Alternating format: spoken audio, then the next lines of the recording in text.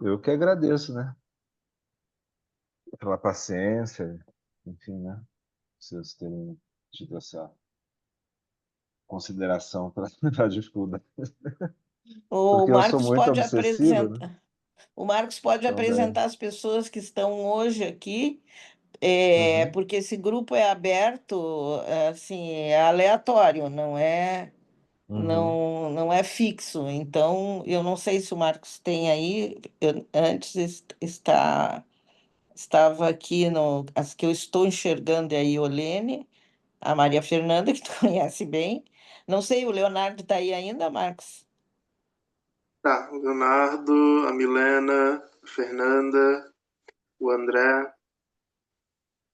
Não sei se o Alan também deve aparecer, mas esses Então, são os participantes por enquanto. então apresenta o Eduardo, Marcos. Então, para a gente, né, começar, o professor Eduardo, ele é professor aqui na PUC do Paraná, ele foi meu orientador de mestrado e a gente convidou ele, né, para falar um pouco sobre, vamos dizer assim, a angústia, e é isso que ele vai apresentar para a gente hoje, né, a partir de Schopenhauer, né, da negação e da afirmação, e tanto que é o que deu título, né, ao nosso encontro hoje. E como, né, assim como foi a participação do professor Fábio, esses encontros eles têm como objetivo dar um pouco mais de suporte também às outras discussões que a gente tem com Lacan, com o nosso tema, digamos, maior, que é a guerra e a política, né?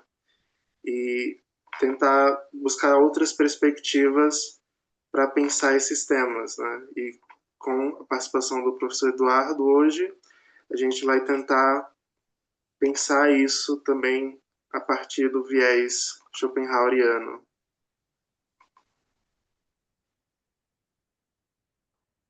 O professor Eduardo pode começar, se eu estiver pronto. Posso sim. Então, eu optei por falar assim com bastante simplicidade com vocês, partindo, né, da experiência. Eu só acabei de descobrir que eu estou sem o cabo da força. Ele tem bateria suficiente, mas como a gente vai falando, de repente fica sem bateria e cai no meio da conversa.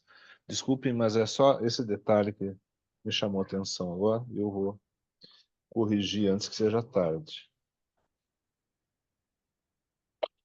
Mas enfim, né? A minha intenção é ter assim uma conversa contextualizada, né? E quando a gente fala em afirmação e negação, o, as polaridades aqui, né, são Nietzsche e Schopenhauer, né? E não apenas o Schopenhauer. Porque Nietzsche, como leitor de Schopenhauer, né? Ele tem essa, digamos assim, essa crítica, né? E muito próxima de uma pessoa que, na verdade, tem conexão e tem admiração por Schopenhauer, né? Então, ele tem alguns aspectos que ele admira, né, na, na obra, porque ele não conheceu Schopenhauer pessoalmente.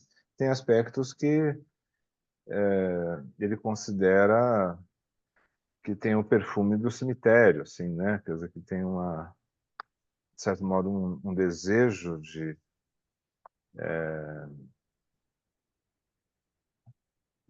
negar, né? Um desejo de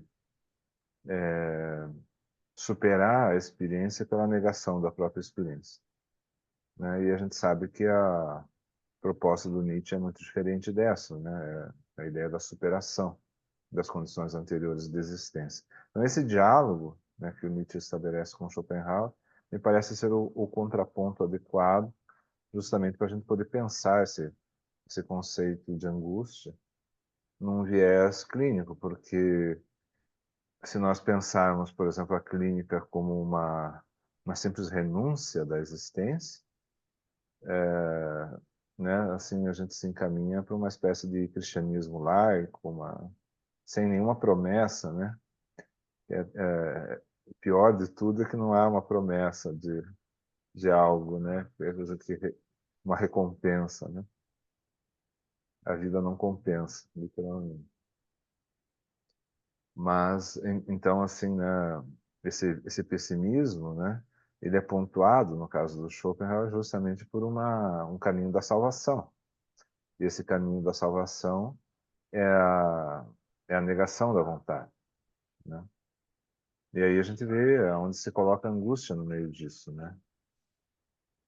Então, a minha intenção é reconstruir esse problema desde a angústia existencial e mostrar que, sem querer fazer uma patografia de Schopenhauer, né? Ou seja, uma radiografia pulsional das intenções inconscientes do Schopenhauer, mas quase inevitavelmente a postura dele denuncia uma patografia, assim, né? Possível.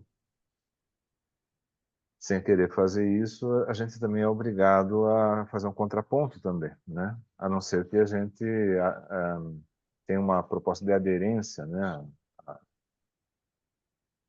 A ideia da negação. Porque há um problema muito sério nisso tudo, né? Que a negação da vontade para o Schopenhauer não é o eu, o ego, a identidade pessoal da gente que nega a vontade, é a própria vontade que nega a si mesmo. Portanto, é um ato inconsciente, né? É um ato de vontade, não é um ato egóico, narcísico, né? Afirmativo, que seria, ao final, um ato afirmativo da própria vontade, portanto, incoerente com a ideia de autossupressão da vontade, né? Autossupressão da vontade significa algo que não está no âmbito egóico, que não está no âmbito narcísico, né? É como a flor de lótus se recolhendo ao fundo das águas, né? Sem a necessidade da consciência. Sabe, né, que a flor de lótus ela ascende à superfície, né, do lago. A Vitória Régia aqui, né, no Brasil tem essa. É como se ela daí se recobrisse, né, em copas e afundasse sem a participação da consciência. A consciência, ela tem só a função de indicar a natureza do problema, mas não oferece a solução. A solução não é uma decisão do ponto de vista consciente. É por isso que a gente tem que compreender melhor esse âmbito, né? E tentar refletir um pouquinho com ele, com Nietzsche, a respeito da angústia, né? O que isso representa, afinal de contas, né? O que esse intelecto, né? Como, digamos assim, um amplificador da angústia, né? Permite ao ser humano reconhecer, né? Do sem fundo da existência, enfim, né? Desse objeto A que você eternamente contorna, mas nunca obtém uma satisfação efetiva, porque essa satisfação está em outro lugar, mas é um lugar que não pode ser atingido, né? Há uma idealização da, da, da satisfação, né? E uma impossibilidade, simultaneamente. E isso, digamos assim, no caso de Nietzsche, é justamente transferido, né, para uma questão sublimatória, que é diferente de Freud, no sentido que não é uma coisa em um grau menor em relação à satisfação direta do desejo, né? Mas sim uma satisfação potente, né? E aí a gente vê uma conversa que nunca existiu, mas que a gente promove entre Nietzsche e Lacan, né? A ideia de uma potência do Uhum. desejo, né? E uma potência da sublimação, né? Então, quer dizer, a linguagem e a obra de arte, ela não representa nada, ela é efetivamente a, a própria realização, né?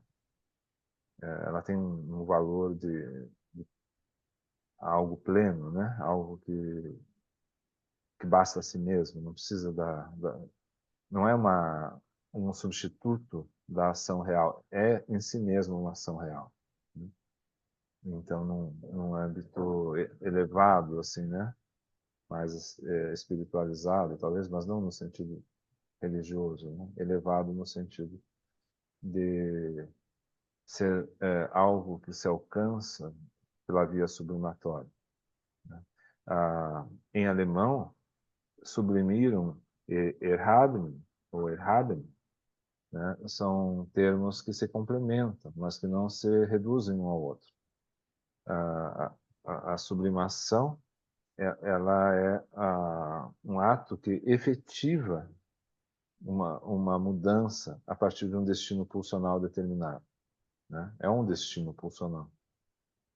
E produz uma mudança qualitativa, diferente do sintoma, que tem um valor de desvio como sintoma, mas não se reduz à ideia de um sintoma, justamente porque não há uma resistência, não há não é um redemoinho do desejo que fica confinado no âmbito do sintoma, mas sim uma outra destinação, né, para os estímulos, né, que brotam do corpo, que brotam, enfim, da nossa existência efetiva como viventes, né? Esse caminho sublimatório não é idêntico ao caminho sintomático, embora ambos representem de algum modo um desvio da finalidade originária da pulsão, né? E também a diferença justamente é esse elemento sublimatório, né, ser totalmente diferente da idealização. A idealização é inimiga da sublimação, né? Porque justamente ela prende o desejo num alvo que necessita ser satisfeito a priori, né? E ele não pode ser construído dinamicamente no próprio ato de falar, de criar, etc, etc. O contrário também é verdade. O ato de falar, de criar, produz consequências que diferem desse movimento que idealiza o alvo, né, o objeto, que coloca uma destinação, né, um caminho que precisa ser inevitavelmente percorrido, senão não há satisfação, senão há frustração, há angústia, há ressentimento. Então, lidar com essa questão do ressentimento é lidar com o problema da idealização. Lidar com o problema do ressentimento é colocar a satisfação pulsional do ponto de vista sublimatório. Mas isso em Nietzsche. Em Schopenhauer, o que há é esse ardor da idealização, né, que nos coloca diante da inevitabilidade do fracasso, de toda e qualquer satisfação possível, porque se você não se satisfaz, é porque você não se satisfaz. E tem muito mais chance de você não se satisfazer do que de você se satisfazer. Porque ele está pensando em termos de satisfação direta, como Freud. Deixa eu É isso. perguntar uma coisa, Eduardo. Claro, Cris. Isso aí não tem a ver com a neurose de angústia? Claro, mas é por isso mesmo que eu estou falando. Mas obrigado, porque é exatamente isso, né? O que você Sim. pensou, Cris? Não, eu pensei porque essa, essa não realização, né? Esse não resultar em algo, né? Que poderia ser pela sublimação e tal. O cara ficar confinado nessa neurose de angústia, preso a isso, Redemoinho. né? Exatamente. Hum. E a questão, né, que o Schopenhauer nos coloca é que, assim, ele não está propriamente errado, né? Não é esse o ponto. Não é que ele não Uhum. observe a existência como ela é. O problema é que ele não enxerga além daquilo que ele apresenta, né? Então, ele não perde o valor por apresentar as coisas como ele apresenta. A questão é que existem outras formas de encarar o problema e que não são idealizadas, né?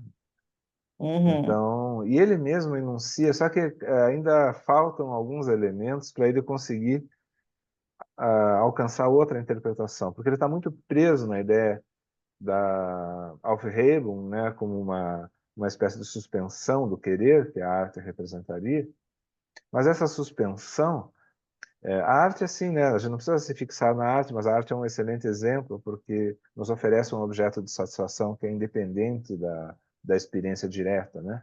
Quando a gente cria uma obra de arte, né, a gente não necessariamente a gente precisa de objetos reais, né? Uhum. A gente pode criar isso através de determinados movimentos assim que envolvam um coletivo, como por exemplo numa peça de teatro, num filme, né? Ou num álbum de música, né? Que precisa ser gravado, que precisa de um coletivo ali, né? Uma orquestra, uma banda. Ou você toca todos os instrumentos, mas alguém vai ter que mixar aquilo, alguém vai ter que, né? Enfim, tem um movimento mais coletivo.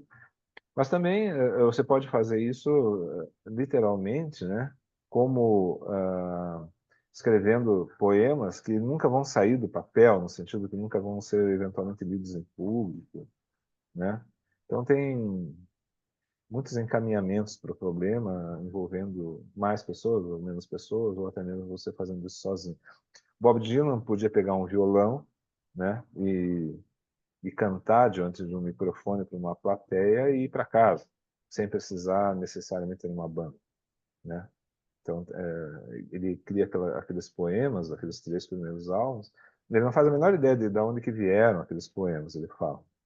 Simplesmente, né, ele compôs aquilo, teve uma importância para ele, né, foi uma experiência muito significativa, e essa experiência foi compartilhada, mas ele nem sequer sabe de onde que vieram aquelas coisas, né? Uhum. Depois é que ele foi se tornando mais consciente, mais determinado, né, no caminho da composição.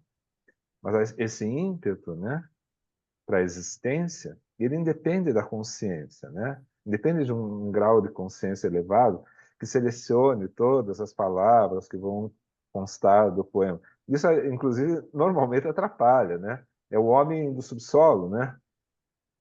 Que é sempre um discurso em cima de um outro discurso, sempre uma negação em cima de uma afirmação e o Uhum. impasse e aquilo não sai do lugar, né?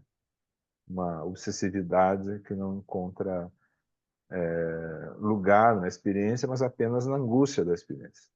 Então Uhum. é disso mais ou menos que você está falando.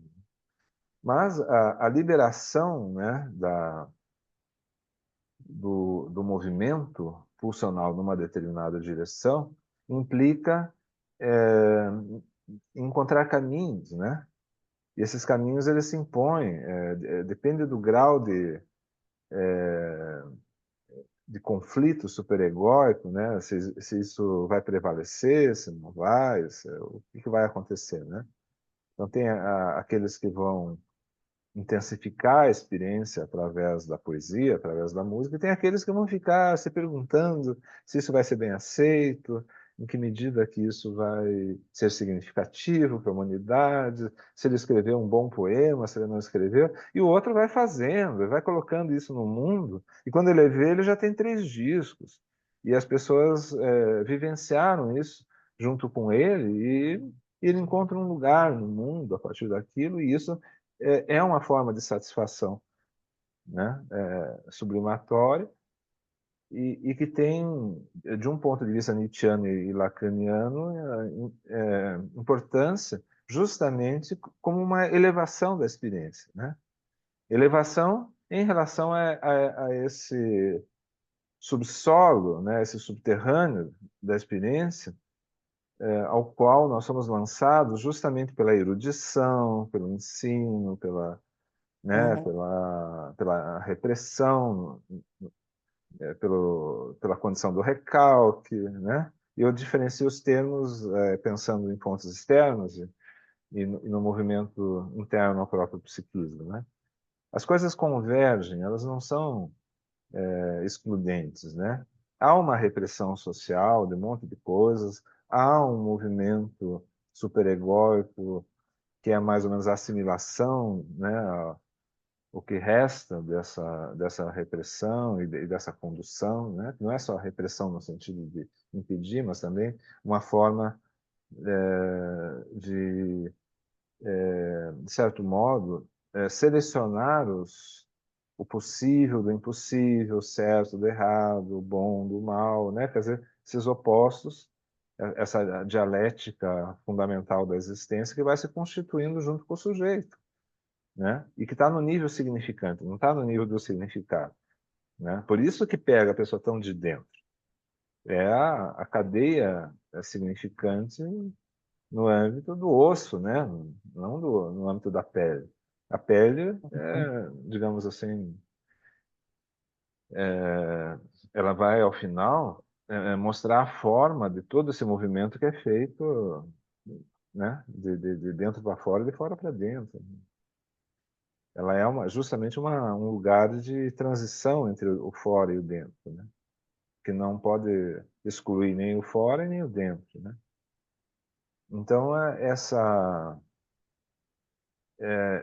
possibilidade, né, de exposição, né, dessa impetuosidade, né, que constitui o humano, e é uma impetuosidade que o Schopenhauer ele coloca muito bem na comparação com o animal, né? Porque assim, tanto o ser humano quanto o animal são intuitivos e possuem um intelecto intuitivo, né? Os animais têm compreensão, não são tolos, né? Eles se posicionam na existência do jeito que eles podem, como qualquer um, Uhum. né? Agora, o ser humano ele tem esse elemento abstrato, né? Que coloca a experiência do ponto de vista da análise, né? Que é uma coisa que até agora a gente não constatou nos animais, então não quer dizer que não exista, né? Mas assim, Uhum. não, nesse grau existe deliberação no animal. Existe ponderação no animal, mas o que o ser humano faz com isso é tornar a existência angustiosa, Uhum. né? É tornar a existência impossível, é não ir ao ato, né? É fantasiar a existência, é construir devaneios, é sintomatizar a vida, né? Então essa é uma diferença crucial e que se relaciona com o caráter pulsional da existência humana, né? A cultura, a linguagem, o fato da gente ser colocado do ponto de vista da linguagem. Então a gente constrói conceitos, a gente constrói formas através das quais a gente existe fora da experiência, mas que são elas Uhum. mesmas uma forma de experiência, só que não a experiência direta, né? Por isso que as pessoas confundem tanto os dois domínios, né? Porque a experiência abstrata, a experiência do conceito, a experiência do encadeamento, do modo como as coisas são mais ou menos significativas para nós, o modo como as coisas se constituem para um sujeito que vivencia e conhece, são importantes, né? E são características propriamente humanas. Só que justamente isso que serve como digamos assim, algo mais essencial da nossa humanidade, é também o lugar por onde a gente entra nesses redemoinhos, né? E nos conectamos com determinadas maneiras de ser, de sentir, de pensar, que não se movem, que ficam automaticamente se repetindo, né? Uhum. E constituindo a experiência e, de certo modo, deformando essa experiência pelo fato de não permitir o movimento, né, das pessoas em relação a uma sensibilidade mais próxima daquilo que seria a compreensão animal da vida, né? Assim, eu reajo ao que me acontece, não ao que eu penso, ao que eu acho que eu sou, ao que eu acho que deve ser, ao que eu acho que foi, né? E, então a pessoa ela vai ficando amarrada nessa trama do sentido, né?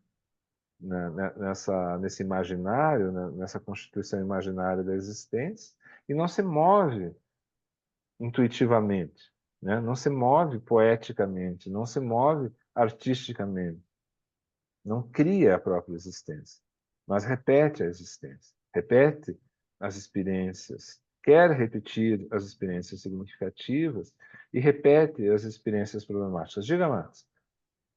Não, eu só ia comentar que eu acho que existe também um compartilhamento desse ressentimento, né? Ainda mais hoje em dia, assim, como a gente está pensando a neurose e o título, né, que a gente deu para os encontros desse semestre era Somos Todos Neuróticos de Guerra, Uhum. né? De alguma forma, essa forma de não poder ter alguma forma de elevação da experiência, ela é compartilhada e essa angústia também, né? Então, acho que a gente fica muito preso dentro de quase um ciclo, assim. Eu acho que são formas, né, atuais de uma espécie de projeção coletiva da angústia, né? Uhum. E, então a tecnologia nos proporcionou isso, né? E a gente tem que lidar com derivações, na verdade, do que sempre existiu, né? Derivações e potencializações também, né? Porque há não só a assim, a projeção desse tecido angustiante da sociedade, seja de um modo explícito, seja através da imagem da felicidade, né? Assim, o outro é que é feliz, porque veja só como todo mundo parece feliz nas redes sociais, e só eu sou infeliz, mas também uma espécie de aceleração da própria existência através da internet, né? Que faz com que a gente nunca consiga acompanhar o ritmo das mudanças, né? Então, Insatisfação, né? claro, a Insatisfação insatisfação é e certa. repetição, insatisfação e Sim, repetição. é. E há um vácuo, né, existencial exatamente por causa Uhum. da dedicação a isso. É sedutor e é colocado de modo sedutor. Então, o algoritmo ele se coloca de modo sedutor, né? E enquanto ele te acompanha, ele te leva, né? Porque a tática do algoritmo é essa, né? A projeção do algoritmo é essa. Ela, ela envolve a projeção de uma fantasia. Não sei se vocês viram um filme chamado Solaris, do Andrei Tarkovsky. Se não viram, vejam, Não. porque tem tudo a ver com isso. O Tarkovsky, ele... Depois isso foi colocado numa... em Hollywood também, com um filme inspirado, né, no Solaris, mas que não é, não é um filme do Tarkovsky. Então, eu prefiro que vocês vejam o original, se tiverem que ver algum deles, né? E assim, a questão, né, é que a projeção do desejo e daquelas formas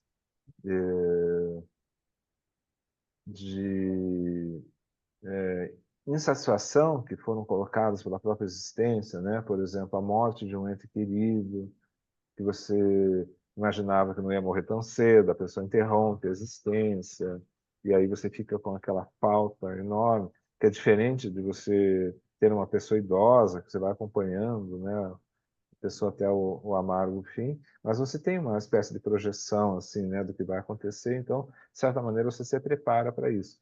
Agora, essas outras formas, assim, né, essas perdas que vão nos constituindo, mas que não tem uma preparação prévia, né? E aí a pessoa vai lidando com aquilo do jeito que pode e tal. Quando ela chega nesse lugar, nesse outro lugar, que é o Oceano Solaris, que fica em outro planeta, o Oceano Solaris começa a se relacionar com o teu mundo inconsciente, o mundo dos teus desejos reprimidos, recalcados, tal, tal, e começa a produzir alucinações que são experiências concretas, né? E você fica podendo, de certo modo, retificar, né, as faltas, a, as falhas, né, da experiência, sem precisar, né, de nenhum recurso, de nenhum gênio da lâmpada, sabe, de Uhum. nenhum Deus. É simplesmente a presença a tua presença naquele ambiente que faz com que o próprio ambiente, em contato com o teu psiquismo, transforme essas expressões do desejo, da frustração, em objetos reais, né? E aí a maneira como isso daí vai se processando, né, ao longo do filme, o significado disso, né, na experiência. É muito interessante. Mas o que eu estou querendo dizer é que, de certa maneira, a internet, ela nos coloca a promessa, mas ela não realiza como oceanos solares, Uhum. né? Então fica assim um permanente desfile de objetos que nunca se concretizam em satisfação efetiva. E a tendência das pessoas acharem que o problema está nelas, né? Como a criança, né? Se as coisas estão erradas, o problema está em mim. Não é o mundo que é problemático, né? Uhum.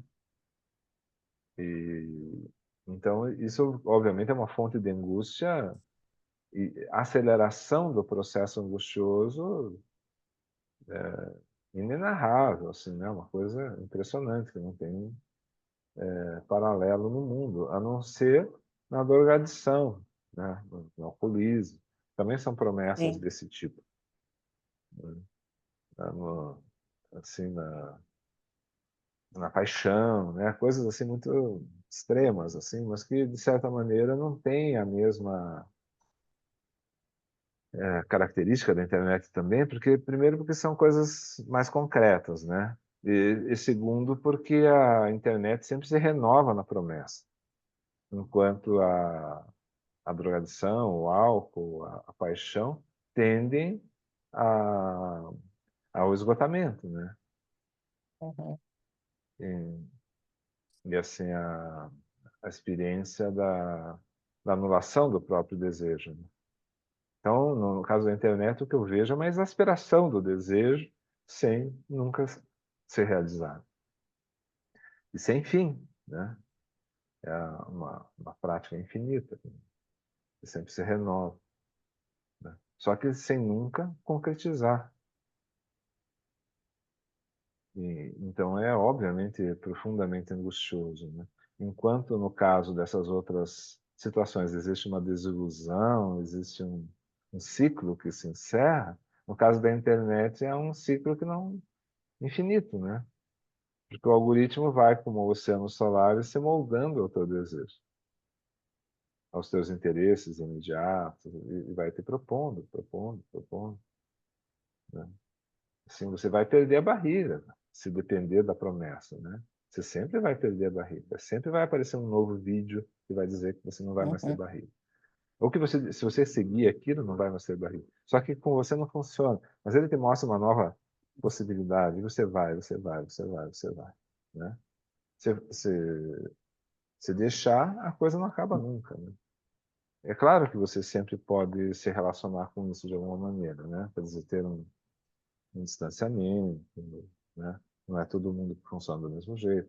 Mas esse modo, por exemplo, de você passar a funcionar dentro de uma bolha, né? É exatamente por causa dessa função, né? Que vai te conduzindo para aquilo que é do teu interesse, né? E você vai se aprofundando naquilo. Mas assim, né? Isso é uma coisa, né? Voltando para o Schopenhauer, totalmente diferente da existência animal, né? Existência animal é imediata, né? Isso que a gente vê na internet é justamente o abuso da nossa capacidade para a fantasia, a nossa capacidade para a projeção, né, de mundos. Que isso pode se realizar como literatura, mas pode se manifestar como angústia, Sim. né? Um buraco, que não pode, né? O tonel das Danares, a roda de Ixion. Diga, Fernando. Professor, então a angústia, ela seria positiva ou negativa? Ou depende? Bom, é uma pergunta heideggeriana da tua parte, assim, né? Eu, a angústia, né? Ela não é necessariamente boa ou má, né? Ela é inerente à nossa condição humana.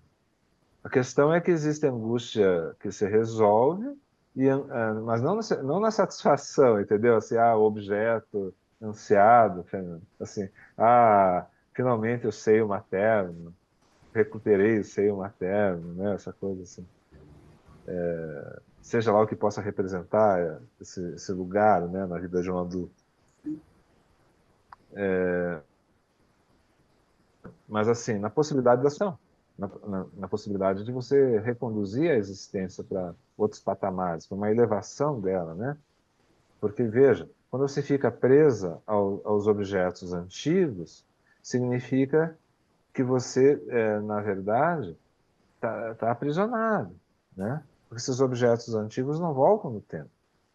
Se você fica ansiando por objetos que ainda estão no porvir, não quer dizer que eles vão se constituir para você, né?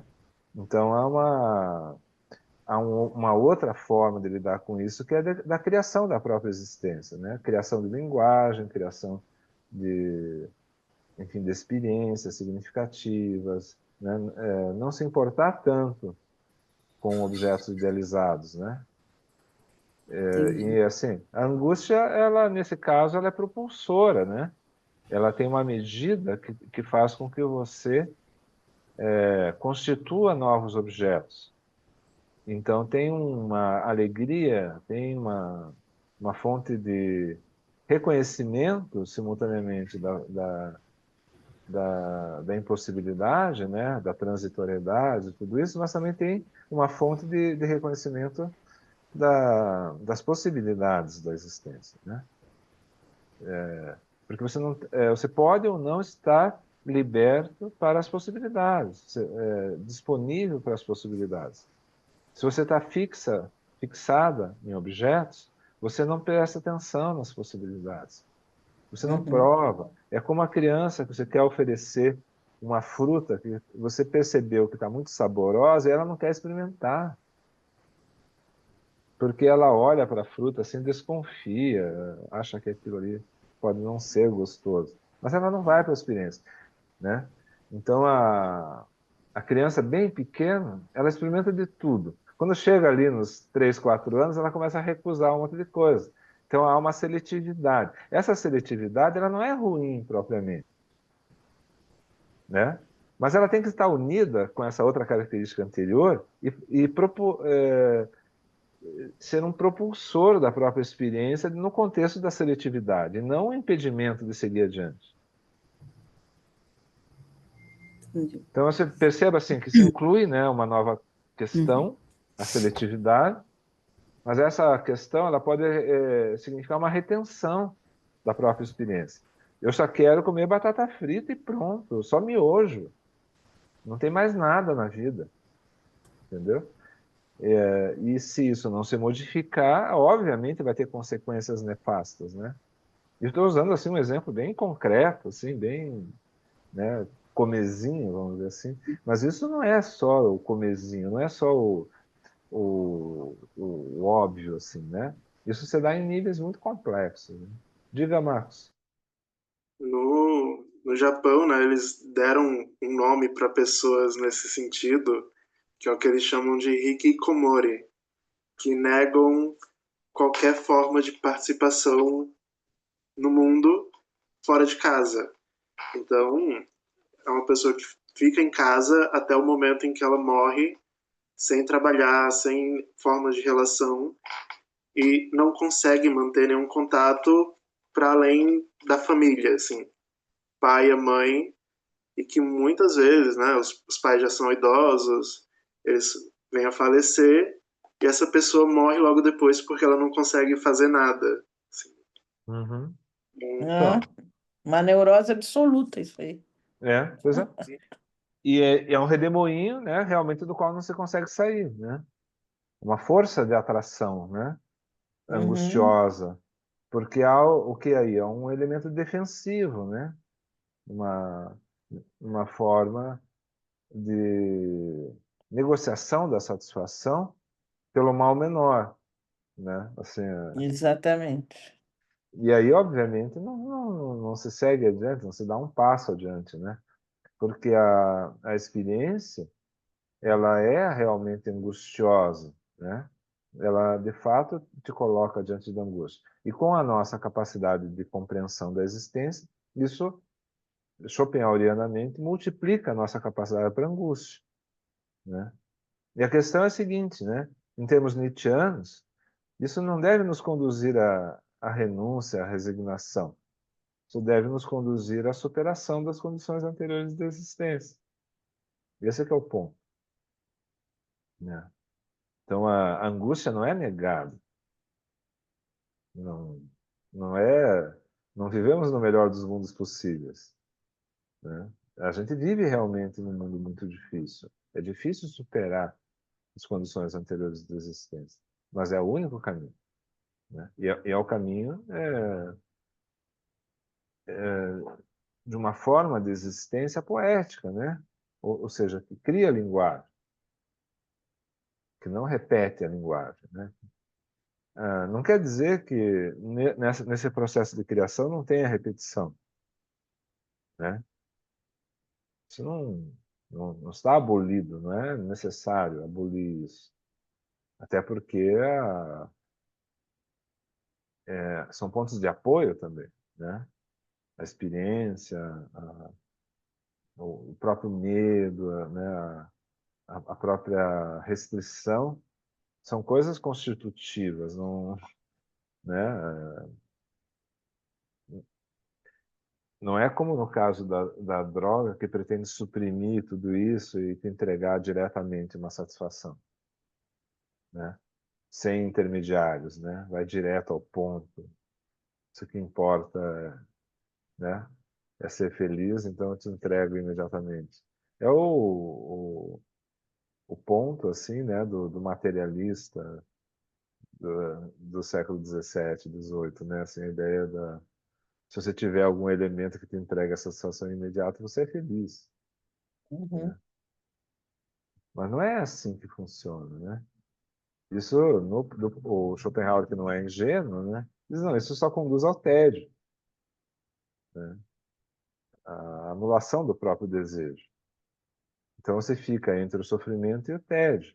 E a satisfação é meramente a supressão do sofrimento. E à medida que você vai compreendendo a existência, você vai sendo mais angustiado justamente por isso. Você compreende esse mecanismo, né? Um mecanismo pulsional, né? E isso está descrito no Freud também, né? A satisfação é uhum, a felicidade como um fenômeno negativo, não positivo. Ela vem por supressão de algo que te angustiava, que te oprimia, que implicava em você não se satisfazer, que produzia renúncia, qualquer coisa assim. Você remove isso, você é feliz, só que isso é um estado momentâneo. Logo, você será oprimido pelo desejo novamente, né? Só que isso é um ponto de vista bem diferente do ponto de vista do Nietzsche, né? Porque não existindo uma negação desse movimento angustioso, né, há a possibilidade da criação, há a possibilidade da efetiva elevação, né? Que não é uma elevação no sentido religioso, uma ascese schopenhaueriana, assim, ou um encontro, né, do religioso com Deus, que daí ele vai abandonar todas as suas práticas pecaminosas e vai entregar, né, o seu coração ao Senhor e vai não sei o que, não sei o que. Não, o que tem ali é uma recriação contínua da existência, né? A partir desse solo lodoso, efetivamente, né? Desse solo pantanoso no qual a gente se constitui, né? Não é uma negação disso. É considerando isso, superar isso. E superar não uma vez, mas ter uma atitude artística em relação à existência, né? Então, a existência ela é tão trágica quanto ela é cômica, né? Ela é tão pesada quanto é leve, né? Em certas condições, né? Você não pode homogeneizar a existência a partir de impressões passadas, né? Então, essa suspeita, né, em relação às possibilidades da existência abre caminhos para a própria existência, né? Suspeita no sentido assim que você não tem uma crença definida sobre a capacidade ou incapacidade de ser feliz, né? Assim, você simplesmente se coloca na existência. E você vai ser tão feliz quanto infeliz. Você vai ser tão alegre quanto sofredor, né? No sentido que as experiências elas vão te trazendo uma coisa ou outra o tempo inteiro, né? E assim, o modo como você se posiciona certamente vai permitir um fluxo ou vai impedir o fluxo, né? Você vai ficar preso à imagem, você vai ficar preso a sentidos, né? Você vai ficar preso a formas de viver, né? E isso, obviamente, leva ao desespero, leva à ausência de uma saída. A saída não é não ser mais sofredor. A saída é poder se movimentar, é poder se mexer, Uhum. é poder fazer outra coisa. Se não está bom de um jeito, faz outra coisa, né? E assim, não tem promessa de felicidade.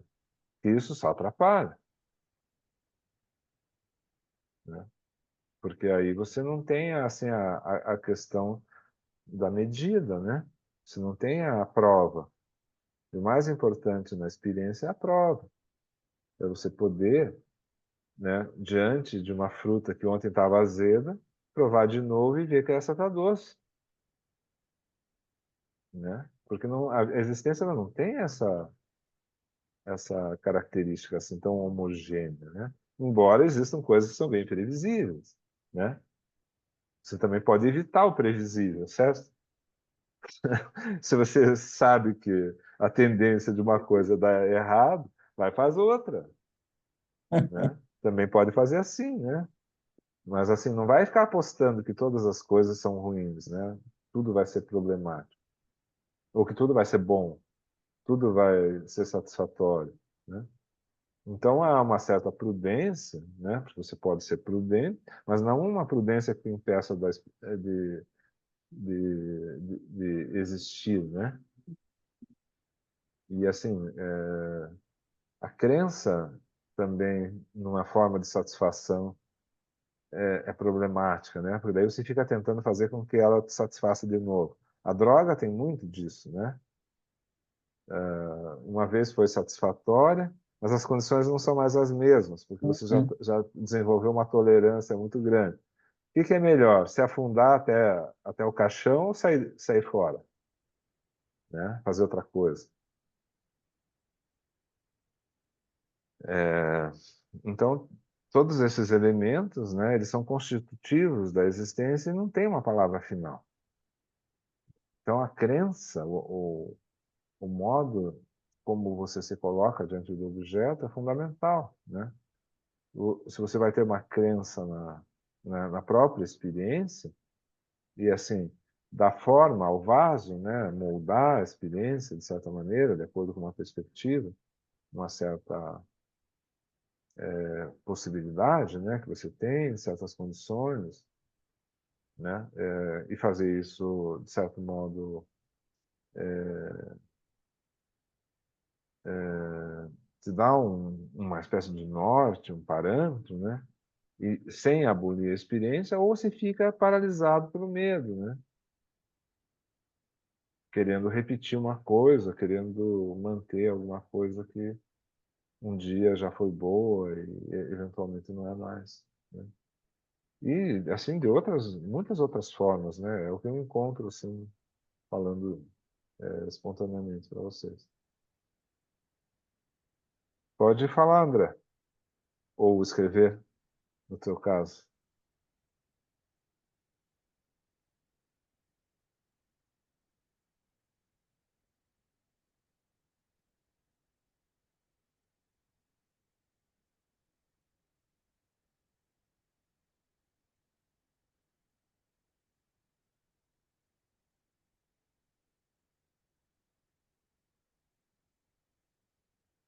Então, esse nó aqui é o nó direito, tá? Ele é um nó, ele é muito firme. No entanto, olha só, ele se solta também com a maior facilidade. Uhum.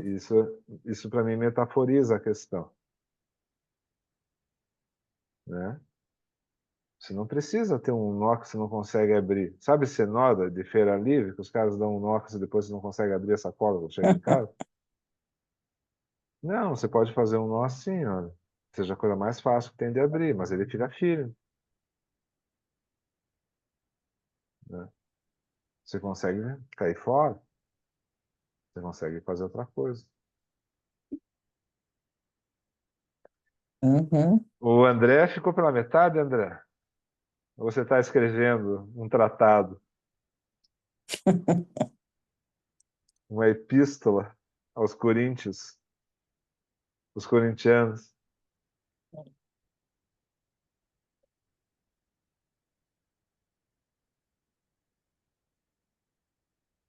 Na verdade é um jogo, né, Eduardo? A gente entra, nós estamos no jogo.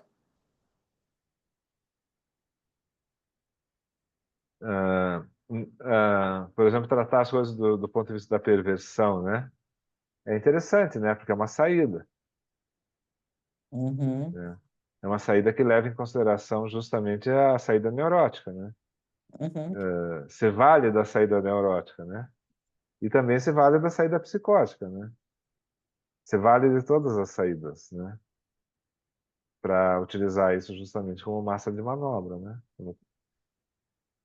Como, como ponte, como estrada e como escada, né? Para atingir certos objetivos. E isso está na constituição da própria linguagem, né?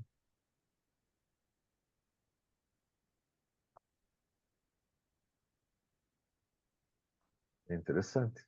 Mas tudo isso, na verdade, funciona no contexto do mundo, né? As saídas, né, para a existência não são apenas essa saída schopenhaueriana e nietzschiana, né? Logicamente, se a gente for pensar assim, né, tem que, no caso do Schopenhauer, a gente vai olhar isso do ponto de vista da maldade, né? Ah, um certo tipo de maldade que leva em consideração o próprio bem e que está no contexto do egoísmo, né?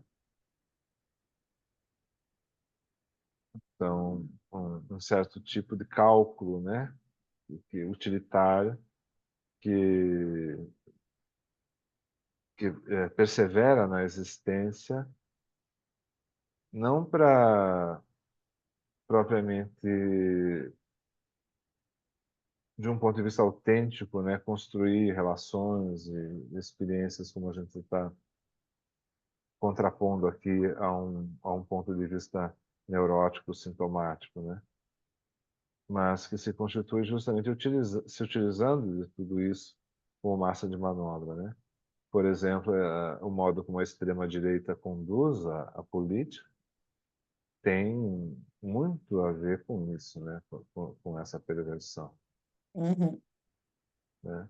Porque se utiliza de, de questões que são efetivamente problemáticas de um modo manipulativo, né? Para conduzir ou para direcionar para objetivos ligados justamente ao poder, né? A concretizar uma prática de poder que, no fundo, não está nem aí com as pessoas de quem se utiliza. Então, e assim, e que vai criticar uma proposta social, uma proposta que leva em consideração a mais-valia, que leva em consideração o capitalismo, que leva em consideração a cooperação, né? Justamente para desautorizar, né, todo e qualquer movimento que contradiga essa prática manipulativa que eles têm. Então é um cálculo, né? Cálculo de probabilidade. E há, assim, né, nesse contexto, assim, alguns encontros muito interessantes, né? Pensem, por exemplo, no Brutalista, né? Esse filme que teve recentemente, que talvez vocês tenham visto, em função de ser um filme recente. Ah, ali você encontra uma pessoa que sobreviveu a um campo de concentração, que passou efetivamente por uma guerra, quer dizer, que correu risco de vida e que quer encontrar um lugar, que quer encontrar uma via sublimatória, que até mesmo a obra que é projetada tem esse viés sublimatório, porque ele, de certa maneira, reproduz as condições do campo de Uhum. concentração, né? Só que não no sentido de reviver aquilo do ponto de vista de uma repetição, mas do ponto de vista justamente de superar aquele trauma, né? Aquela situação traumática, no sentido daquela violência, no sentido daquela experiência efetiva extremamente violenta. E quando ele se defronta lá com o capitalista, né, que é o cara que pode financiar alguma coisa, e daí ele cria essa obra, né, e não é muito, não circula propriamente a informação da obra como sendo uma superação de condições anteriores de existência. É apenas um memorial que é feito para a mãe do capitalista. Tal. E esse capitalista é um cara bastante problemático e manipulador, e, enfim, dá muito valor ao dinheiro e usa as pessoas, se apropria dos corpos, né? Estupra o próprio arquiteto, né? Tem essa postura, né? E o mundo não é nem uma coisa nem outra, né? O mundo exatamente é o encontro dessas múltiplas possibilidades, dessas múltiplas situações, e cada um vai ter que se virar como pode, né? Nesse sentido, há uma simultaneamente, né? A gente tem que concordar com Schopenhauer que esse aqui é o pior dos mundos possíveis, né? Mas também a gente vai ter que concordar com Nietzsche de que cada um tem em mãos as possibilidades de superação, né? Das suas próprias condições anteriores de existência. Que isso não pode ser delegado a ninguém, a um ideal, a um Deus, a um capitalista, a um político, a uma mãe, a um líder religioso, né? Isso tem que fazer parte do próprio movimento intrínseco à existência de cada um, né? E o quanto cada um vai conseguir entrar nesse movimento, né? Não tem uma medida, não tem uma, uma promessa, né, de satisfação. É justamente uma possibilidade, né, uma probabilidade que vai depender das condições, né? Você pode ter condições péssimas para isso, né? Pode ter condições péssimas. Se salvar do negócio já pode estar muito bom, né? Tipo você sair de um campo de concentração, né? Uhum. Escapar de Alcatraz, sei lá, alguma coisa assim, né? Não morrer quando você vive lá na comunidade e entra a polícia para matar quantas pessoas puder, né? Se você está lá na Palestina, né? Eu vi uma foto muito interessante essa semana, que eu já tinha visto, né? Que eu só tinha esquecido que tinha visto, de um grupo de meninas, assim, adolescentes, dentro de um rio, E aí o fotógrafo vai tirar foto delas. É uma foto de grupo, assim, um momento de lazer no estado do Arizona, nos Estados Unidos. E é exatamente quando os Estados Unidos estão fazendo, no preciso momento em que os Estados Unidos estão fazendo um teste nuclear atrás delas. 19 quilômetros atrás delas para um teste nuclear é bem pertinho, viu? Confidencio isso a vocês. É muito perto, né? A gente fala de Hiroshima e Nagasaki, que obviamente são crimes, né, contra a humanidade, mas assim, pensar que o americano fez isso dentro da própria casa, né, no estado do Arizona e em muitos outros lugares, né, explodiu bombas de muitos megatons, né, e vocês precisam ver o tamanho da bomba na paisagem, explodindo. O cara teve, assim, entre aspas, a felicidade de captar exatamente. Ele ia tirar a foto delas, e na hora que ele clicou, a bomba explodiu. Olha que coisa magnífica, né? De um ponto de vista sublime, assim, né? Sublime até a hora que vem a radiação, daí deixa de ser sublime. Percebe? Não é mais alguma coisa assim que você não está mais, você não está afetado. Você não está tão perto que a bomba se destrua, né? Com o impacto, né? Com a movimentação, com aquele choque da bomba, né? Mas você está suficientemente perto para sofrer os efeitos da radiação. Então, aí nós temos uma condição curiosa, né? Que é sublime, pero não troppo, né? É sublime enquanto você está na foto ali.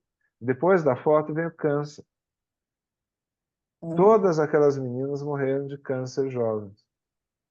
Menos uma que pegou 2 ou 3 cânceres e eu nem sei qual que é o plural de câncer, se vocês puderem me ajudar. Mas, assim, eu não fico pensando que uma pessoa pega um monte de cânceres um seguido do outro. Mas foi o caso dela, sobreviveu para refletir um pouco, né, sobre a situação, mas morreu também. Uma delas.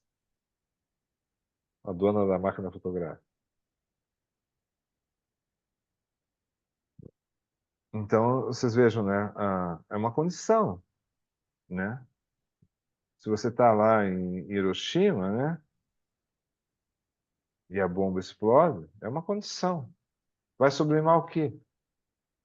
Né? Mas, mas é isso, né? Tudo tem um limite, né? A experiência é trágica, né?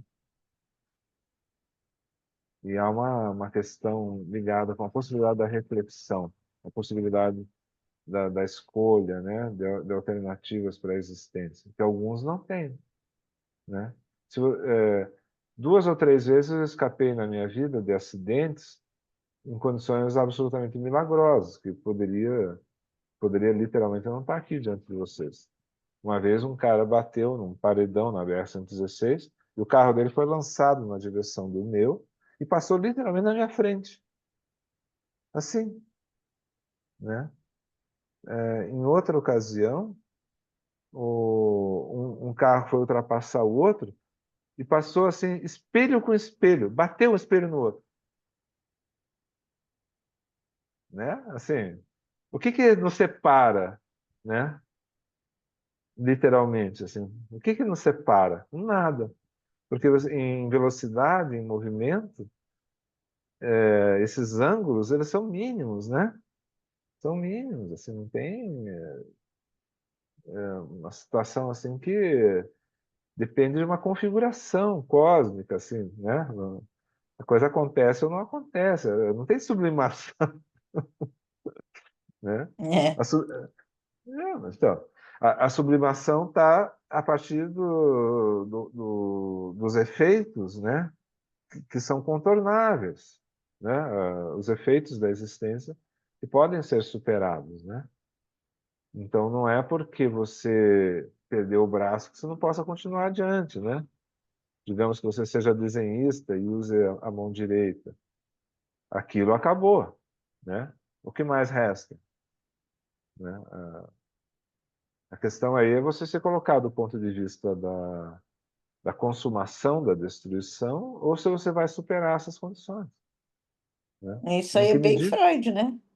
Isso é em que bem medida, Freud, né? em que medida você vai conseguir, né?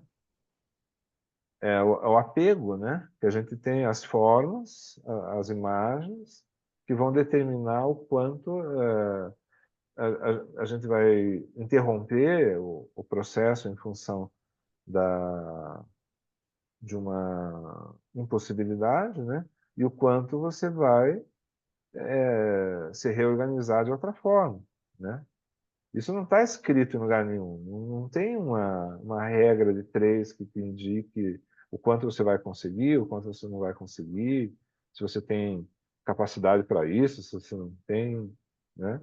Tudo se revela na experiência, né? Mas eu dizia que é bem Freud, né, Eduardo? Claro, Quando ele sim, diz, se eu não posso ir correndo, que eu vou mancando. claro, pois é, mas é isso. Então a questão, né? E isso é Schopenhauer também, né? Porque para o Schopenhauer, assim, hoje cedo eu fiz uma palestra de manhã sobre a noção de degeneração no Schopenhauer, né? Ele vai negar a degeneração porque para ele essa questão, né, que é tomada com tanta relevância pelo Lombroso, pelo Nordau, é uma questão inessencial, sabe? Se o sujeito é branco, se o sujeito é preto, se o sujeito tem um braço, se o sujeito tem uma perna, se ele não tem, se ele vai se arrastando. Porque a vontade não se altera, Uhum. né? O desejo persiste, entende? Não quer dizer que o desejo vai prevalecer, né?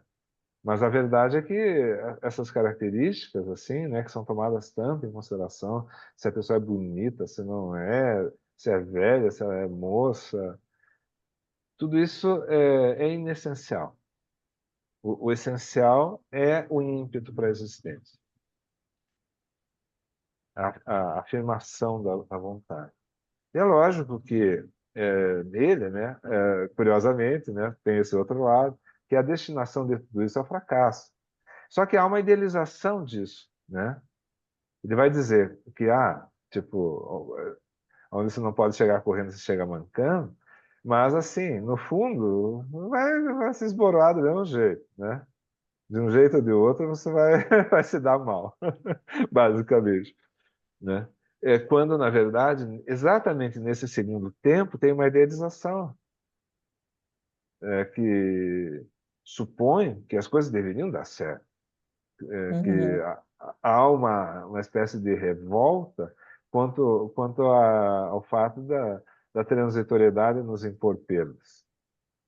E é isso que no texto do Freud, né, transitoriedade é tão bonito.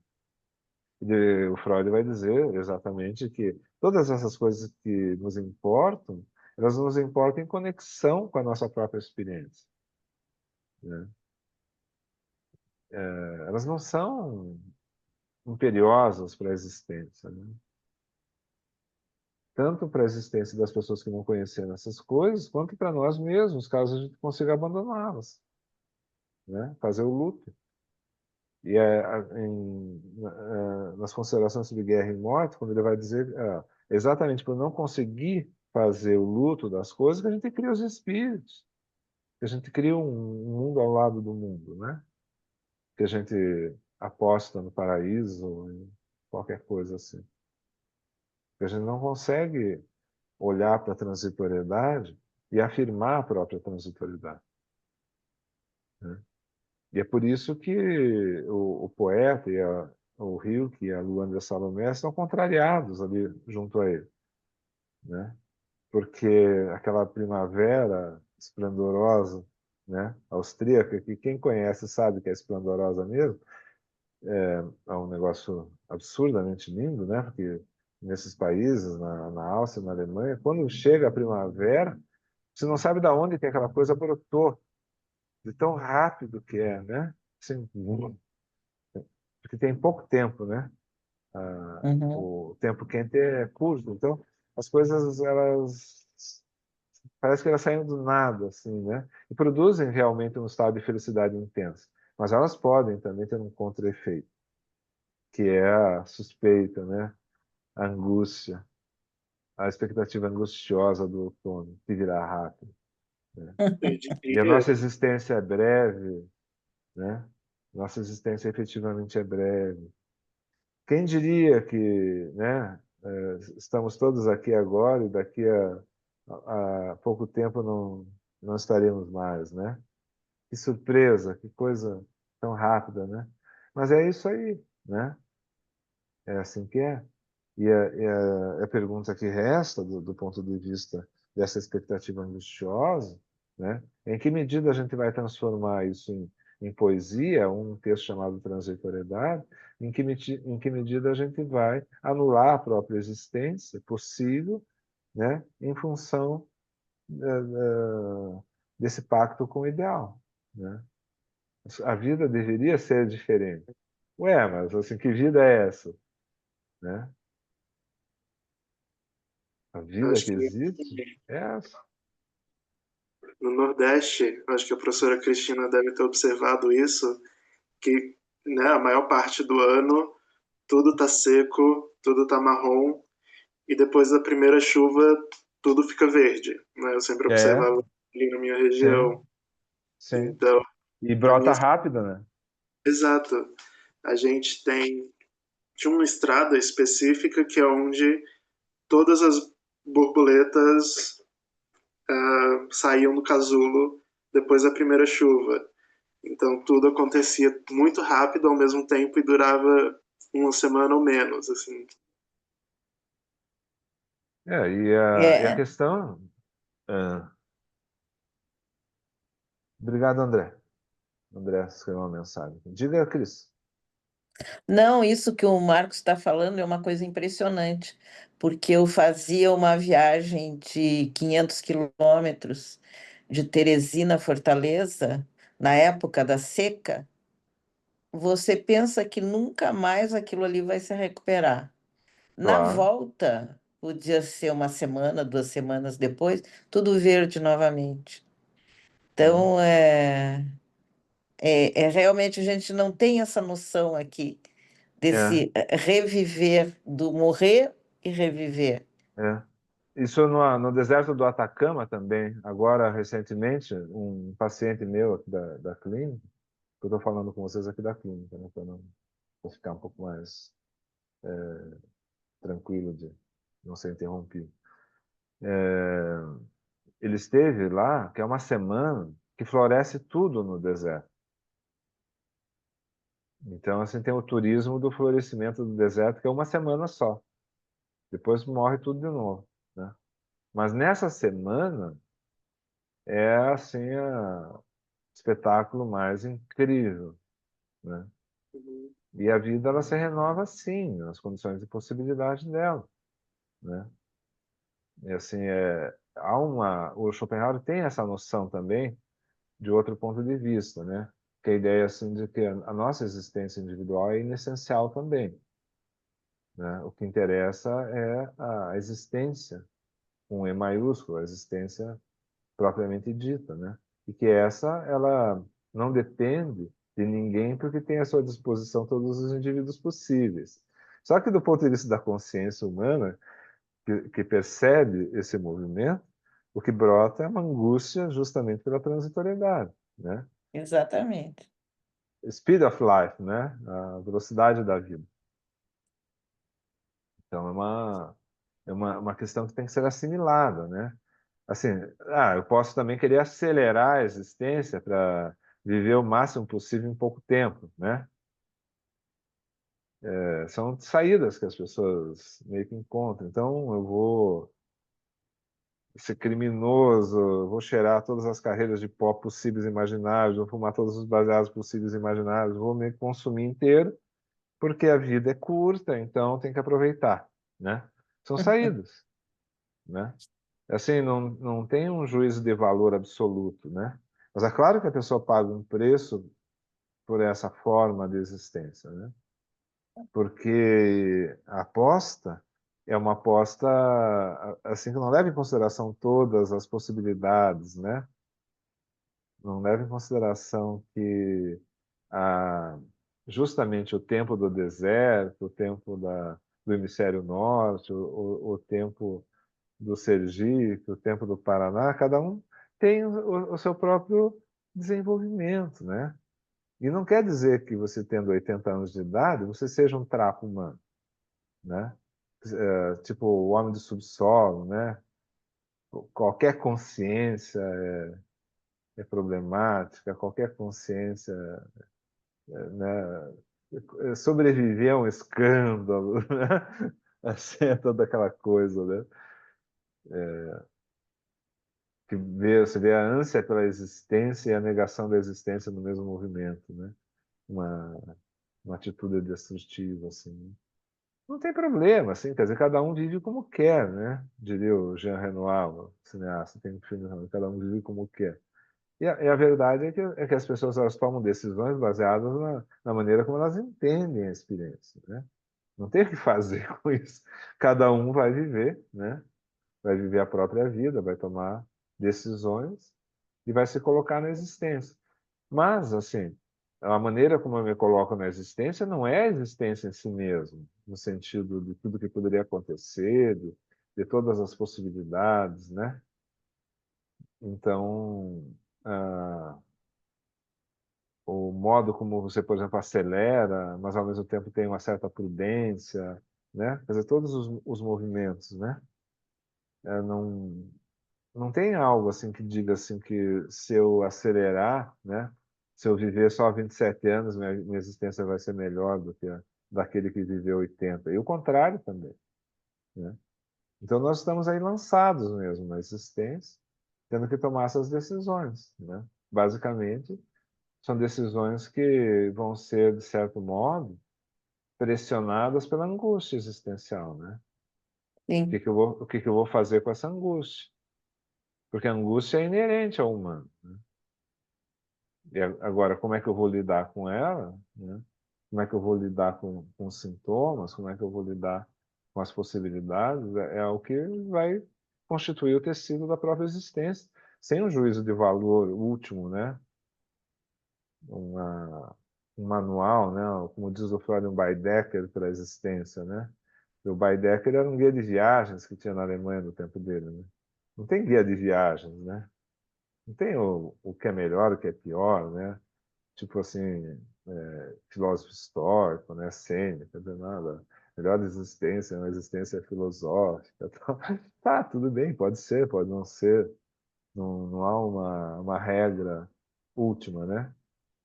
Mas o fato é que, de qualquer modo, a reflexão sobre a existência, né?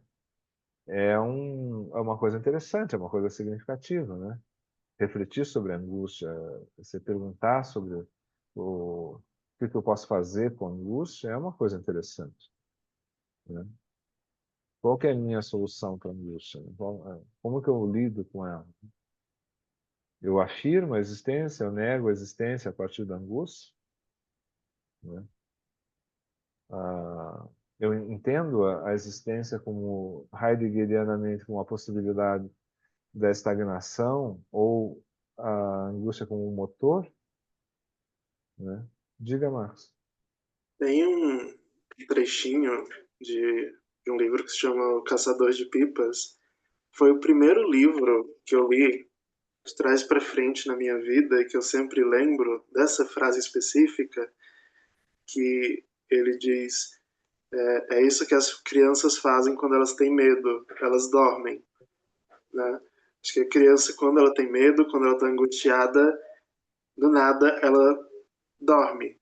Então, é uma das formas de lidar com a angústia, simplesmente pelo sono, né? Negando vivenciar aquilo de alguma forma. Deixando passar um pouco o tempo, né? Também, Uhum. né? Porque não há mal que dure para sempre, né? E a criança tem intuitivamente uma expectativa de que passe, né? De que aquilo passe. Não quer dizer que vai passar, né? Mas a questão é que talvez aquela intensificação, né? Se você não, se você pega, por exemplo, justamente o Homem do Subsolo do Dostoiévski, né? Ele está o tempo inteiro aprisionado no pensamento obsessivo. Ele não consegue escapar da rota na qual ele está, justamente porque o pensamento obsessivo impede, né? Não há uma alternativa. Ele tem que retornar para aquele leito o tempo inteiro, né? Leito não no sentido de cama, no sentido do lugar onde o rio Lula flui. acaba de colocar mais um prego no caixão. Desculpe. Desculpe, é que eu estava procurando um, um pequeno texto que eu li num um cara que escreve aqui na internet sobre psicanálise, e ele fala justamente sobre isso. Eu estava procurando desse morrer e reviver e esquecer no intervalo do morrer e Então, viver. na Gaia Ciência, o Nietzsche tem um aforismo sobre os imigrantes, né? Ele está ali no porto, em alguma cidade italiana, portuária, e, e aquele navio de imigrantes, as pessoas estão emocionadas com a partida, com a promessa do novo mundo, né? E ele reflete justamente sobre essa capacidade de esquecer, né? A capacidade de você limpar, de você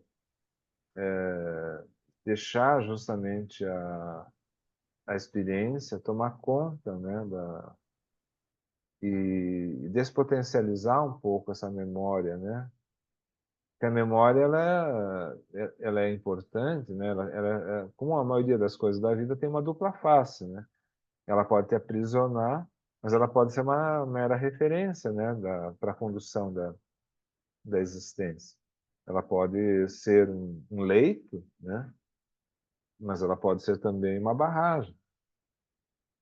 Ela pode ser o modo pelo qual as coisas fluem, mas pode também ser o modo como as coisas deixam de fluir, né? Então, essa é a experiência humana, né? A gente tem riscos e possibilidades, né? Todas as coisas que constituem o humano são simultaneamente risco e possibilidade. Uma experiência com drogas, uma experiência com sexo, uma experiência de escalar uma montanha, né? Quer dizer, ler um livro, né? Tudo simultaneamente pode ser um fator liberador da experiência, um fator, né, que impeça o próprio fluxo, né, de continuar, né? As identificações, a maneira como a gente compreende a existência, tudo isso pode, né, não é um problema ter identificações, né? Não é um problema compreender a existência de uma determinada forma, desde que você não fique grudado nisso, né? Como se fosse um boneco de piche, né? Que você possa entrar e sair das coisas, né? Ah, se reconstituir, né? No próprio processo, porque há uma certa consistência que não pode ser abandonada, que é a maneira como a tua própria experiência tomou forma, veio a existir, né? Então seria um aspecto do recalque também, né? Que seleciona, não apenas impede, e é essa prevalência das coisas que nos impedem de entrar em movimento. Existem essas duas, assim, essa dialética, né? Da possibilidade mesmo, né? Ou da impossibilidade, né? E como que a gente vai se virar com isso, quer dizer, as sínteses que a gente vai fazendo, né? E essas sínteses, elas podem ser mais ou menos proveitosas, né? Elas podem possibilitar novas formas de constituição, novas maneiras de existir, ou podem paralisar o movimento, né? Inclusive do ponto de vista do próprio desejo, né? Não apenas do ponto de vista da ação. O próprio desejo pode ser aniquilado nessa situação, não aniquilado no sentido literal do termo, mas no sentido da perda de contato, né? No sentido da impossibilidade, né? Porque você está tão tomado por pensamentos e por memórias, você não consegue dar mais nenhum passo adiante. E exerce um julgamento arbitrário sobre a existência, né? Como se você já soubesse, né? De certo modo, como se você, pela tua experiência, pudesse julgar a própria vida, né? Estabelecer um julgamento da existência ou das possibilidades da vida, né? Como se a vida não pudesse te surpreender jamais, né? Coisa que a gente sabe que não é verdade, né? Que não, tem um ditado espanhol, né? Que não acontece em um ano, acontece em um dia, né? Você pode ficar na mesmice durante um ano e no 66º dia mudar tudo, né? E isso pode até parecer uma catástrofe, inclusive, mas eventualmente é o próprio motor da mudança, né? Não uma coisa otimista, assim, entendeu? Não estou falando de um ponto de vista otimista, assim, como se as coisas fossem boas no fundo. Entende? Mas o fato é que você não pode fazer uma aposta definitiva sobre o valor da existência, né? Sobre o que a existência vai representar para a gente daqui a 10 anos, né? Então, há uma certa, nesse sentido, uma certa precaução, né, com o julgamento, né, com a nossa capacidade racional, né, de dar conta do significado da existência. Porque tem tanto valor você dizer que o mundo é um vale de lágrimas e que a existência, na verdade, é só um caminho para o paraíso ou para o inferno, quanto você dizer que a vida não vale a pena ou que a vida vale a pena.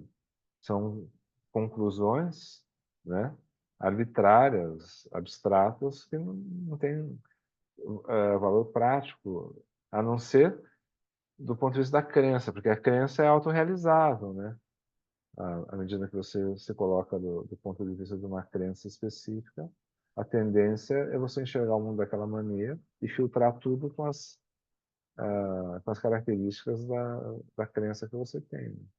Então, esse alerta, assim, né, no sentido de ter um ponto de vista um pouco mais experimental, um pouco mais, ainda que cuidadoso, mas um pouco mais artístico, né, sobre a existência, uma existência que se cria, né, e não que existe de modo conclusivo, né, realmente é uma possibilidade que vai parecer interessante para o Nietzsche, né, em contraste com Schopenhauer. E também é o que se coloca para o Freud, no texto da transitoriedade, né? E também para o que se coloca frente ao Lacan em relação às possibilidades da análise, né? Essa, essa experiência do experimentar, né? Essa experiência da possibilidade. Não é uma coisa nem um pouco fácil, né? Porque a tendência é o conclusivo, né? A tendência é o olhar que se fecha em conclusões arbitrárias e definitivas, né? Aos poucos vai cada vez mais se conformando de uma determinada maneira, no sentido de tomando forma e conseguindo escapar muito pouco disso, né? Tendo pouca alternativa. Mas é interessante um filme, por exemplo, assim, dos anos 70, chamado Ensina-me a Viver, onde existia uma senhora idosa, né, e um rapaz adolescente. O rapaz, ele vivia encenando a própria morte. Tinha uma prática obsessiva, assim, né, de encenar a própria morte. E aí, quando ele conhece essa senhora, que essa senhora já está praticamente, né, em vias de morrer, assim, né, ela inclusive morre durante o filme, ela está totalmente lançada na experiência, né? E ela não está ali para ensinar o rapaz a nada no sentido literal, ela não é o mestre. Mas à medida que ele tem um contato com ela, ele vai literalmente tomando contato com uma certa ousadia da experiência ele fica também surpreso que uma senhora idosa, né, tem aquela jovialidade, né, que deveria ser a jovialidade do jovem, né, mas ele jovem não é jovial, ele é mortífero, né. A vida, né, não vale a pena, ela vai acabar, não adianta fazer nada, porque uma hora a gente vai morrer mesmo. Tem todo um discurso, né, da inutilidade de todos os esforços humanos, né. E essa senhora não está nem aí para isso. Ela simplesmente vai vivendo a vida, né? Até o fim, até a hora que ela morre. Mas morre porque morre, não morre porque tem desejo de morrer. Então é uma espécie de contraste efetivo, né? Não é uma ideologia no sentido assim, olha, jovem, se você tivesse vivido tudo que eu vivi, você daria mais valor para a existência. Não tem discurso assim, né? Ele simplesmente está em contato com aquela potência vital que é essa mulher, né? E todas as coisas que ela proporciona para ele, sendo tão vitalizado. E acaba tendo uma transformação subjetiva, não em função do que ela diz para ele, mas em função da maneira como ela se apresenta diante dele, né? Sem necessariamente falar nada, né? Mas é uma espécie de atração pela experiência, né? Atração por colocar uma possibilidade diante de outras, né? Criar uma alternativa, criar um meio sublimatório, né? Sem discurso necessariamente, né? Ainda que possa existir um discurso, né? Também isso não tem impedimento nenhum. Se essas coisas vão fazer efeito, vão deixar de fazer efeito, né, frente à angústia, não há nenhum tipo de solução definitiva, né? O que pode... Porque a questão não é aplacar a angústia, a questão é como encaminhar a angústia, né? É como colocar a angústia do ponto de vista da experiência. A angústia não é má. Não tem alguma coisa assim que desautorize a angústia, né? Por isso que a prática psiquiátrica ela é perigosa, né? Porque tem uma ideologia de coibir sintoma, né? Quando na verdade você precisa conversar com o sintoma. E o sintoma precisa conversar com você, né? Porque só suprimir não é o caso, né? Porque quando você suprime, você tem a apatia, né? Não tem a vitalidade. Você tem uma forma de anulação, né, da angústia, mas não uma vitalidade. Você tem alguma coisa funcional, eventualmente, maquinal, né? Mas não uma vitalidade. Isso pode estar no contexto do capitalismo, mas não no contexto de uma experiência vital, de uma existência poética. Né? Vinícius de Moraes, todos os maridos estão funcionando regularmente. Porque hoje é sábado, né?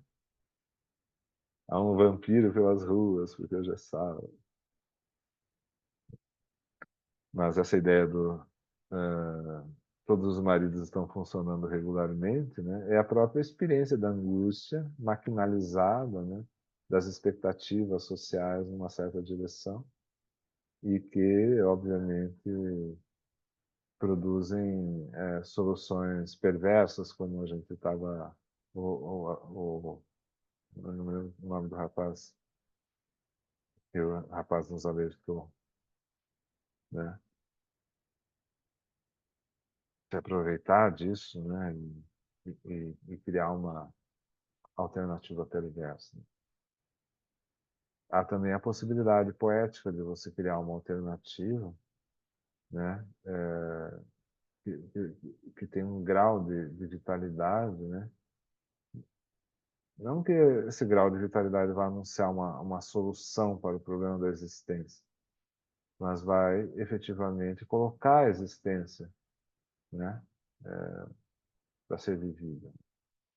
Vai possibilitar a própria existência, não idealizar. Nesse sentido é pleno, nesse sentido não depende de uma outra coisa. O que a gente consegue fazer com isso, né? Esse que é o problema. Porque a angústia virá. E se não tiver angústia, né? É porque tem coisa pior.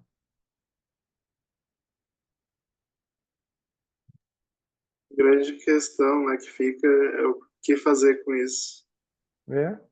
E veja, não tem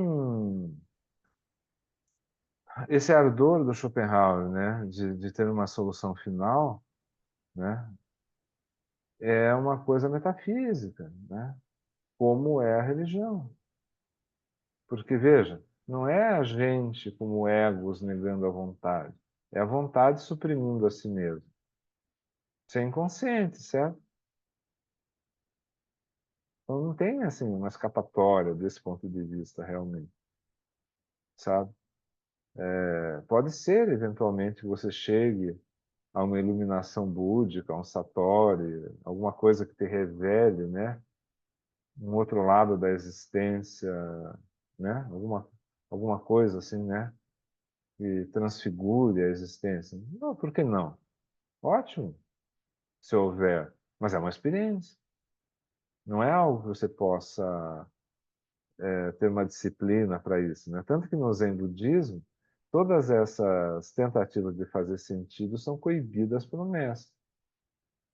Geralmente é a imitação, né?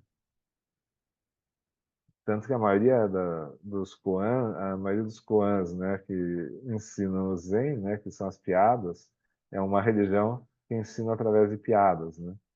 Que é no mínimo, uma coisa interessante, né? Mas a essência desses koans é dizer para você: pare de fazer sentido, pare de buscar a iluminação como se fosse uma busca racional. Você tem que buscar uma experiência, né? Mas isso não pode ser buscado literalmente. Você tem que ser colocado disponível para a experiência, né? Bom, mas isso também é análise, né? Mas isso também é poesia, é arte, né? Você tem que ser colocado disponível para cantar, senão a tua voz não sai. Você canta desafinado, né? A voz não sai. Se você não aceitar que você pode dançar, você vai ficar canhestro, né, nos teus movimentos, né? O Siddhartha do Hermann Hesse, do Leonardo Bruno está falando. Então, a gente pode diluir isso, assim, né? Tipo, como se fosse um ensinamento e tal. Mas, no fundo, é uma coisa intransferível, né? A existência como algo intransferível, né? O Leminski que fala assim, né? Que na vida ninguém paga meia, né? Todo mundo tem que pagar a entrada inteira, né? Não tem que pagar meia, né? Não tem entrada de ratão, como a gente dizia quando eu era menino, né? Que é furar, não pagar para entrar, né? Você vai pagar o preço pela existência, queira ou não queira. Entrou. Aliás, assim, né, para o Schopenhauer, o El Gran Delito, né? É ter nascido, né? No Caldeirão de la Barca, né? O delito é a própria existência, né? O pecado original é existir, né? Então seria melhor que não tivéssemos existido, né? Mas assim, essa solução de não existir, né? Ela não existe, né? E assim, tudo tem um tempo próprio, né? Ele diz assim também que você ficar preocupado com a tua morte é como ficar preocupado com o tempo em que você ainda não tinha nascido. É tipo, tão absurdo você se preocupar com o que vai acontecer depois da tua morte, quanto você se preocupar com o que aconteceu antes de você ter nascido. Ou seja, a gente está lançado na existência, né? A gente está lançado de modo definitivo e vai ter que lidar com a angústia da existência. Mas assim, não existe só angústia, né? A arte, do ponto de vista do Schopenhauer, mas também do ponto de vista do Nietzsche, é o grande elemento acessível, assim, né, que transfigura a existência. E a própria existência também, ela pode ser vista do ponto de vista da arte, né? E isso é análise, do ponto de vista da criação, né? Não de uma coisa já pré-estabelecida. Porque a coisa pré-estabelecida é o sintoma, né? É a conversa mole, é o redemoinho, né? É o apego, o medo, a idealização do futuro, do que deveria ser, a sensação de fracasso. Já viu animal fracassado? Tem animal fracassado? Né? O fracasso é a ideia de uma expectativa que se tem, né, diante da existência. Se você pensar que a existência vale o quanto pesa, né, no sentido de que o que eu fizer da minha existência o quanto ela vale, não tem como você avaliar isso a priori, nem mesmo a posteriori, então só lhe resta o próprio movimento, só lhe resta a própria atividade, né? A própria existência. Ela se paga sozinha. Essa é a questão nietzschiana, né? Que a existência ela se paga. Ela não tem que prestar contas para ninguém, né? Vale quanto pesa. Existe do modo que existe. E não vai ser julgado. Assim, por um lado, sem dúvida pode parecer terrível para muitas pessoas pensar, né, que não há uma compensação para o sofrimento, né, que não há uma justiça, que a gente não vai ser recompensado, tá? Mas e se a existência for a recompensa de si mesmo, né? Então, digamos assim, literalmente do jeito que ela existe, né? E não do jeito que a linguagem indica que ela poderia eventualmente existir. Então, há uma questão do fluxo, né? Da, da estimativa de valor, né? No próprio fluxo. Você pensar se vale a pena estar aqui comigo, Cris, Maria Fernanda, Leonardo, Violene, né? Estimar valores. Para o Nietzsche, o ser humano é um animal que estima valores, né? A questão é se esse movimento de estimar valores vai resultar numa visão pré-concebida da existência ou se vai resultar num movimento de estimar valores, né? Ué, se não está bom aqui, eu vou para outro lugar. É isso, né? Sem arrependimentos. Eu não posso saber de antemão se vai ser bom ou se não vai. Quando eu provo uma fruta, eu não sei se ela vai ser azeda ou saborosa. Não está escrito. Não tem rótulo, fruta azeda. O feirante não sabe se ela está azeda ou não. Ele pode saber, sim, né? Porque ele tem uma experiência e tal. O argumento não é dessa natureza. Eu estou dizendo assim que mesmo uma fruta que parece que vai ser doce pode ser azeda, né? Ou pode estar podre. E assim, a questão é saber o que você faz com isso. E não lamentar o fato da fruta não ser aquilo que você esperava dela, né? Porque o, a experiência consiste justamente nessa avaliação, né? E o que o Chopin... Diga, Marcos. Não, é que, desculpa interromper, é porque daqui a pouco eu tenho que dar uma aula e, se possível, o senhor talvez A encaminhando. gente, não, a gente Puder. pode encerrar, porque na verdade é isso, né? A gente tem que lidar com o que tem.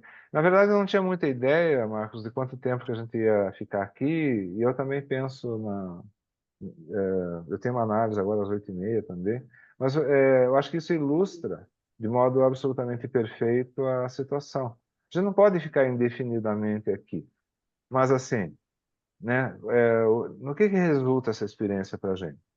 A ideia é ficar indefinidamente aqui, né?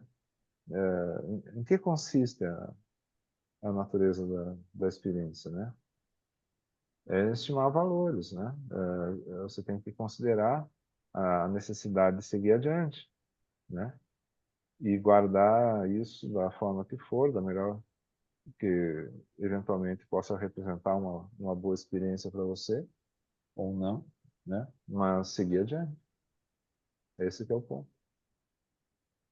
Então, eu queria agradecer a vocês a paciência, tá? E, enfim, né? A persistência e também o diálogo, né? Uma experiência muito boa, o convite, e espero que, de alguma forma, tenha sido proveitoso, realmente. Uhum. Não, foi maravilhoso. Nós que agradecemos pela presença do senhor aqui. Eu não sei se alguém tem alguma questão antes da gente poder finalizar. Não sei se a Cris tem algum comentário. Meu comentário é agradecer demais ao Eduardo, porque eu acho que a tua fala, Eduardo, encaixou bem na perspectiva que a gente está conduzindo as reuniões, né? Porque justamente o ponto que ficou era da neurose, né? Como essa neurose se caracterizava e o ponto da repetição e da expectativa. Foi assim perfeito. Quer dizer, até eu estava procurando esse trechinho que eu tinha separado ali, Depois você me manda por WhatsApp. te mando, porque quando o Marx falou que tu ia trabalhar o Schopenhauer e o Nietzsche, eu tinha pensado como é que o Freud retoma esses autores, né? Que tem tudo a ver, né? A Tem retomada tudo que a ele ver com a faz. transitoriedade, né? Transitoriedade Exatamente. é um texto que se interroga justamente sobre a afirmação ou negação da existência. Se a gente tem ou não o direito de fazer um julgamento prévio sobre a existência, né? Até podemos, né? Não é isso. Cada um está livre para fazer isso. Mas se isso faz realmente sentido ou não. Não, foi assim excelente, porque fechou bem dentro da perspectiva que a gente tinha pensado. Muito obrigada, Eduardo. Obrigado. Mas vou Uma te boa noite mandar para assim. vocês. Obrigado. E muito bom descanso, bom trabalho para quem for continuar.